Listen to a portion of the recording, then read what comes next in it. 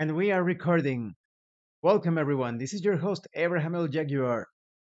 First of all, this channel is proudly sponsored by the Red Room Publishing. Please check out their store for exclusive tabletop RPG products.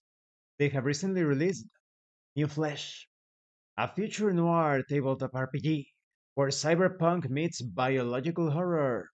You will find the link in the description and in the pinned comment. This channel is also proudly sponsored by Dead Tree Studios, the publishers and developers of Dames of Asstoria, a tabletop RPG where you play as monster girls, experiencing high adventure in a world that doesn't fully accept them. They have recently released the Whispers of Copperridge adventure module. You will find the links in the description and in the pinned comment. This channel is proudly partnered with the What the Funk shop. Please check out their store for all sorts of products. They have dice, miniatures, game master screens, home decorations, and many other things. You will find the link in the description and in the pinned comment too. And make sure that you use my code for a special discount. Welcome to this Dragonbane solo actual play tutorial session. If you haven't seen the other parts of this ongoing campaign, please check out the playlist in the description below. My Mallard Knight Gradnar, the Red Hood, has rescued the orc in the ruins of Deepfall Bridge. We're continuing our expedition into those ruins of Deepfall Bridge to acquire the shard, the tip of a very powerful spear that is in the possession of the enemies. There is this cult, and they are up to no good.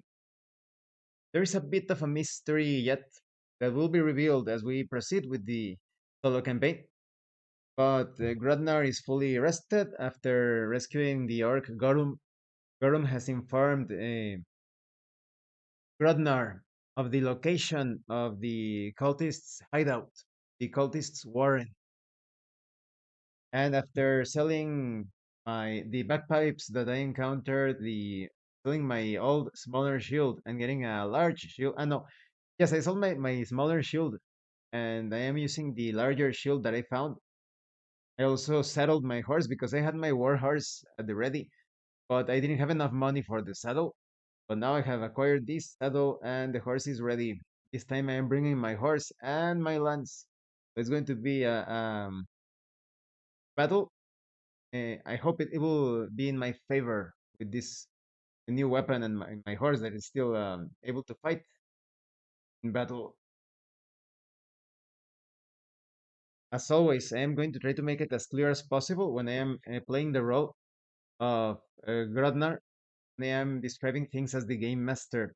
But like I said, the way this solo campaign is structured, it is a bit like slightly storytelling. And so it begins. The old wolfkin speaks. My gaze is fixed upon the cultist's subterranean outpost. There find ye Ariel, the devotee of demons who wears the Worldbreaker shard as a medallion. Wrest it from them, so we may remake its power for good.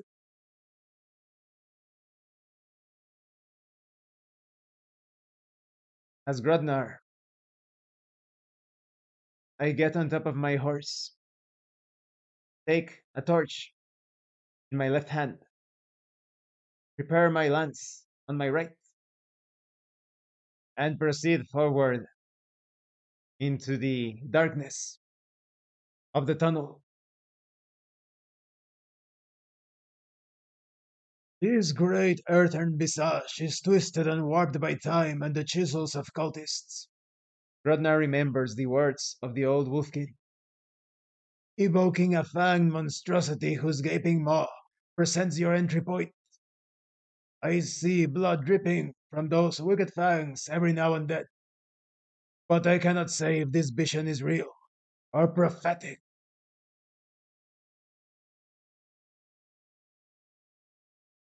As Grodnar, I proceed through the maw like formation as silently as possible. I make a ride roll to see if I make it across silently.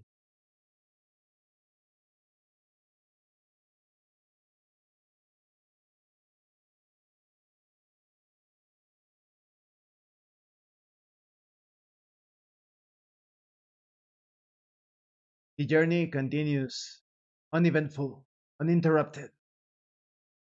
As Grodnar, I get close to my horse's ear and whisper, "Back, that's a good boy. Keep going, Nutmeg."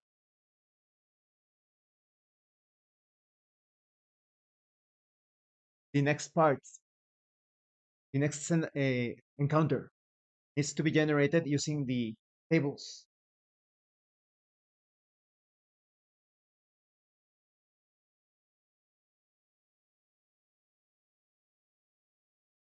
I roll to determine the type of passage.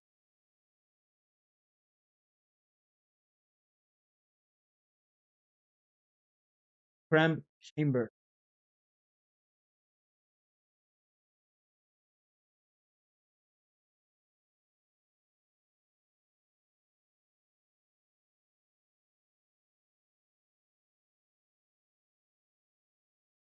I now roll to determine the number of details. Two.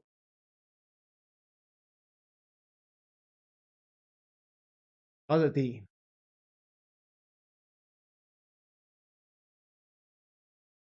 And contents. Contents.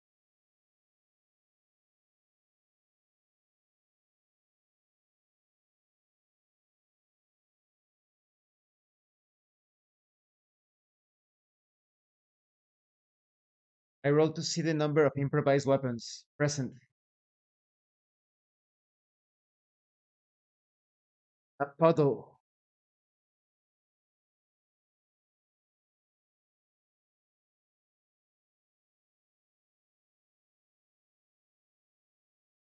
I roll to determine the oddity.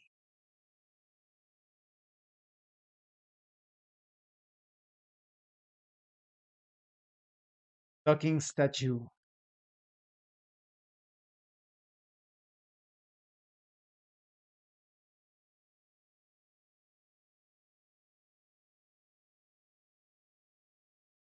I roll to determine the contents. Cracked terrain.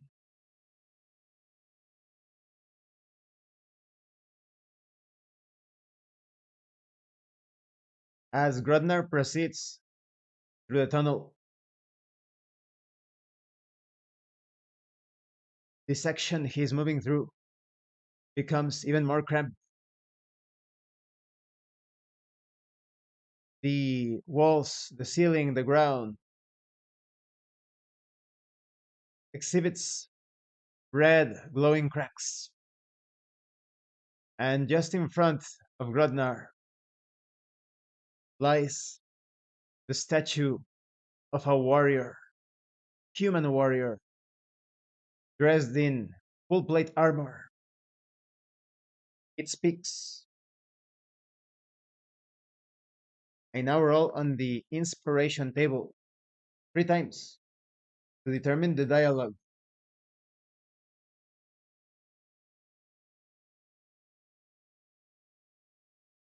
Craft violent death.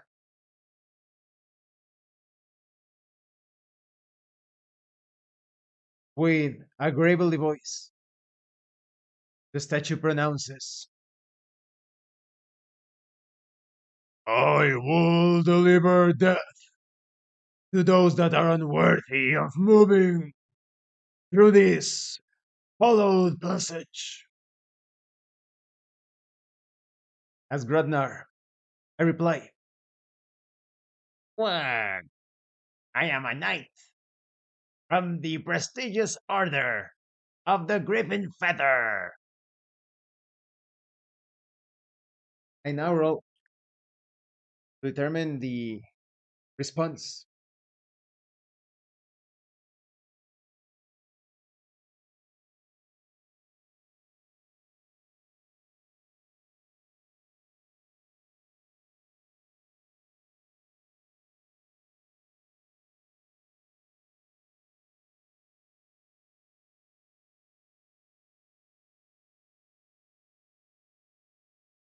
I obtain the result of worry.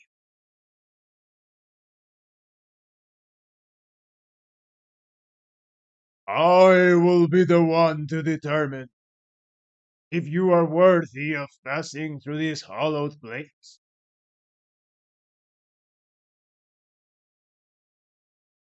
Display your virtue as a knight.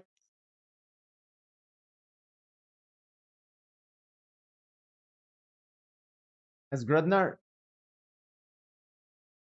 I descend from my horse, putting away the lance, fixing the torch in the most stable place in the ground.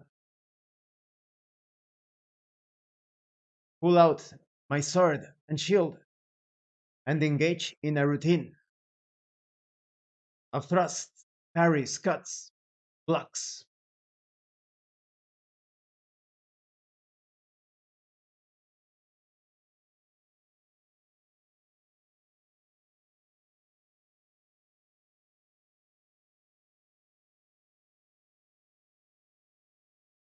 With great anger, I quack and roar as I do so. I activate ill tempered, costing 3 willpower points, becoming angry in the process. Quack, quack, roar! All the might of the Knight of the Griffin Feather, quack, quack!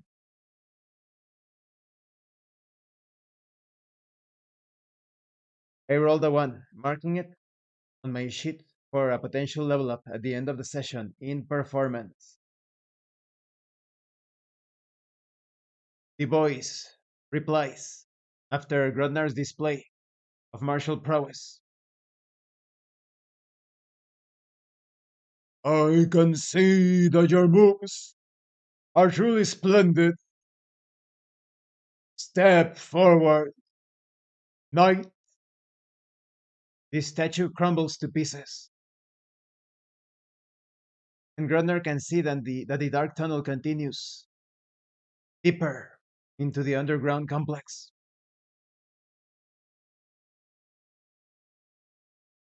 As Grodnar, I smile and pound my chest with the pommel of my sword. I ride my horse once more and proceed deeper, putting away my sword, taking the torch with my left hand. I realize I have forgotten the torch. I go down the horse, pick up the torch, go up my horse, take the torch in my left hand, and wield the lance on my right hand, and continue my journey deeper into the underground complex.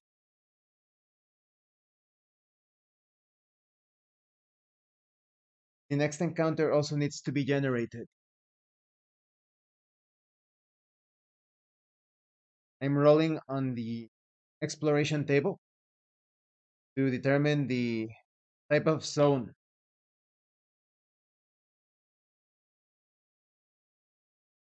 Natural cave.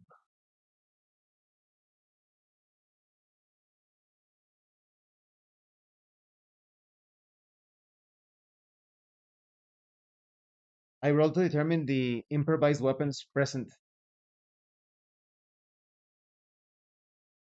Just one.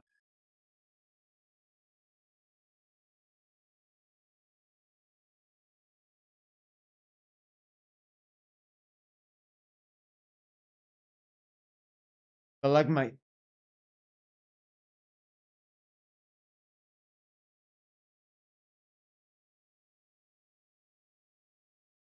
I roll to determine the number of details. One. Contents. I roll to determine the contents. Towering statues.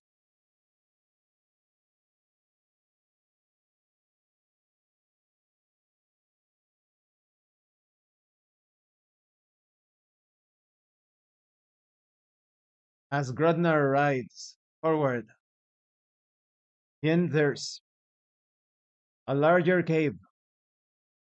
The ground is peppered with stalagmites, towering statues dressed in the plate mail of the statue that crumbled just a few moments before. Line the sides of the cave. I make a roll to see if the torch has not yet been extinguished.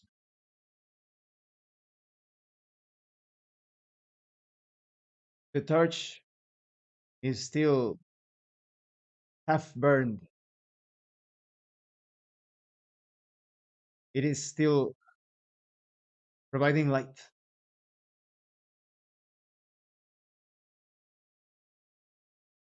As Grodnar, I look around cautiously, waiting for the statues to show some sort of sign of movement,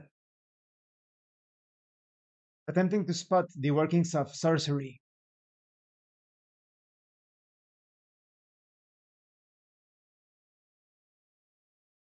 I roll on the fortune chart to see if the statues will move.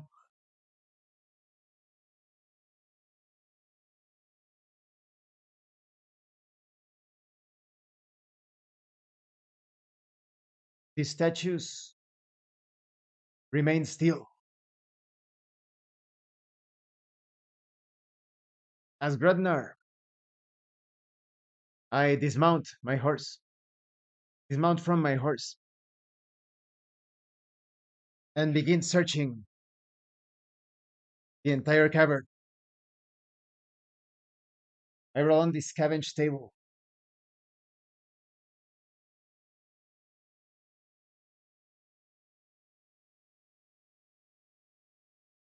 Grodnar can see something shining behind one of the statues on the side.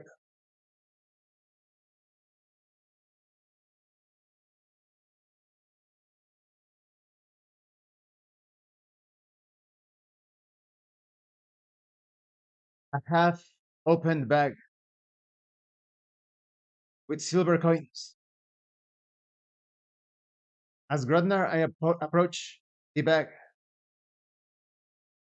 poke it lightly with my lance from atop of my horse. As Grodnar, I think, ah, silly me, I've been riding this horse for so long. I didn't even notice when I stepped down from the saddle. Grodnar proceeds poking the silver coins. They seem to be safe enough. Takes the bag and counts them and realizes they are 100 silver coins in total.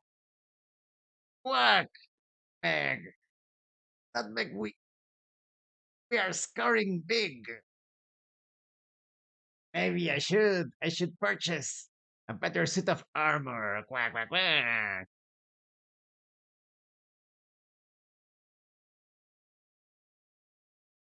And this concludes this part of the solo tutorial actual play. I was surprised that there weren't enemies this time. I was preparing for the roll to fail with the statue and have the statue attack me because there are some enemies that could serve to represent that statue. Well, I have the beast theory, but the other book that came out. But because this is the solo campaign included with the core box set, I prefer to use the monsters that come in the core book. Although you don't have like a huge variety of golems, you do have some tables to generate random enemies.